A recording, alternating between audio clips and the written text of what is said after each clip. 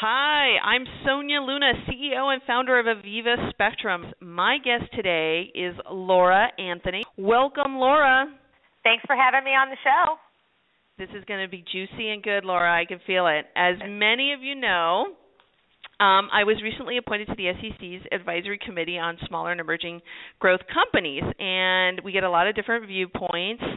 But what I really wanted to do on this show is look at some of the latest trends, and that's why I've been really looking forward to this interview, to share with our listeners some key insights from a legal perspective of what the SEC is up to these days. So now, Laura, can you please share first off with our listeners, what's the general concept of this, quote, like broken windows? Well, the SEC broken windows policy is one where the SEC is committed to pursue infractions big and small.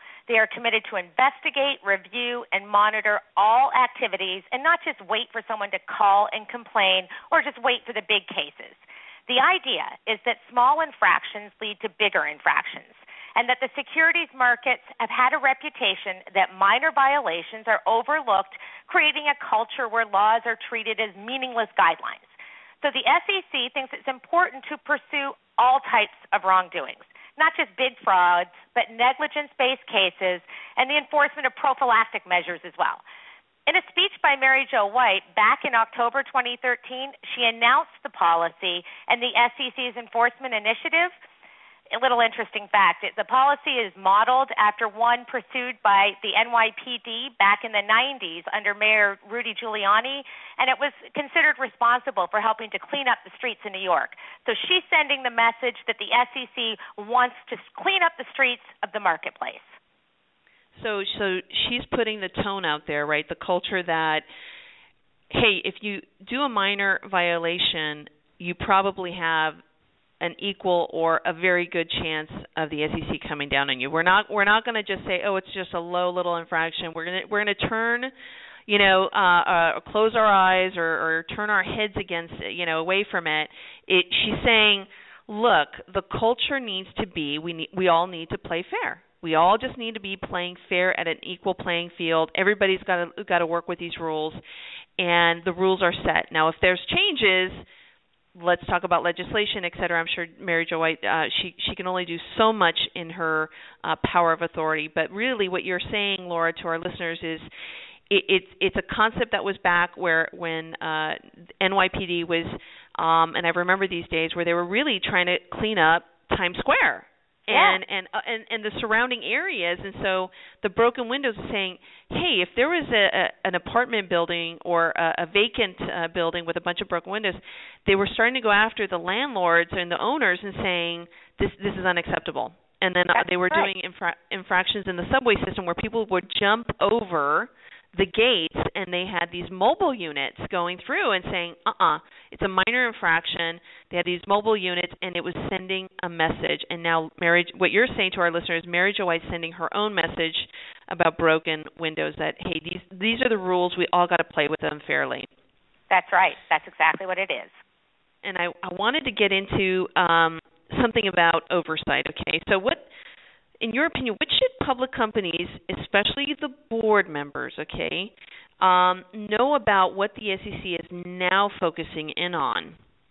Okay. So a big area of focus for the SEC now and really always is fraud in the marketplace.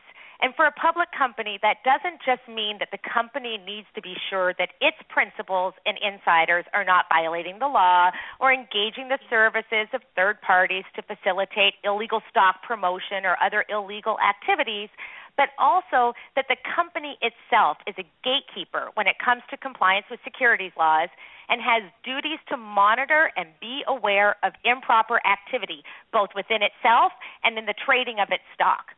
In that regard, a board of directors should ensure that a company has adopted a strong code of ethics, insider trading policy, and whistleblowing policy, and that these policies are communicated to the officers and employees and consultants at all levels of a company. A company also needs internal controls and procedures to ensure compliance with these policies and the laws in general, and should make it standard operating procedure to get compliance reports from the appropriate executives at each board meeting.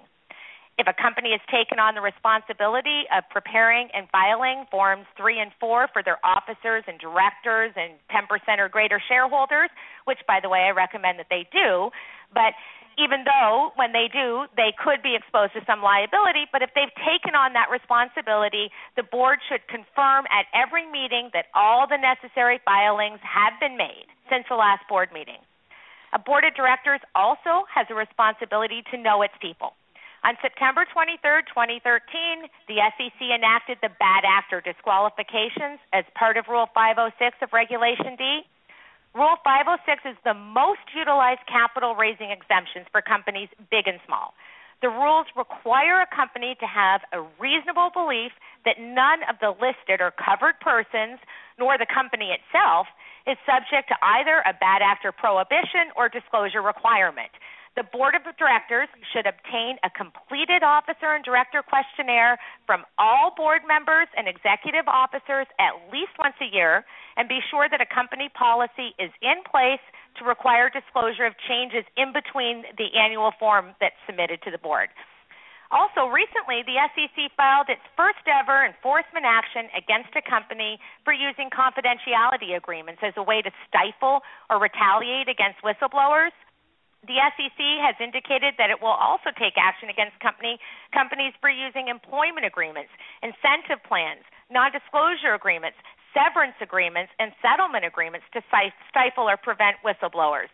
So as much as a company has a policy and responsibility to self-police against securities law violation, it also now has a responsibility to allow its entire workforce to do the same and to not prevent them or stifle them from doing the same. I really think this was a great, illuminating interview, and I'm confident our listeners gained a lot of value from your perspective on, what's going on with the SEC and some trends.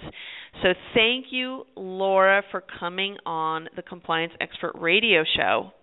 Thank you for having me. This is Sonia Luna, CEO and founder of Aviva Spectrum, signing off.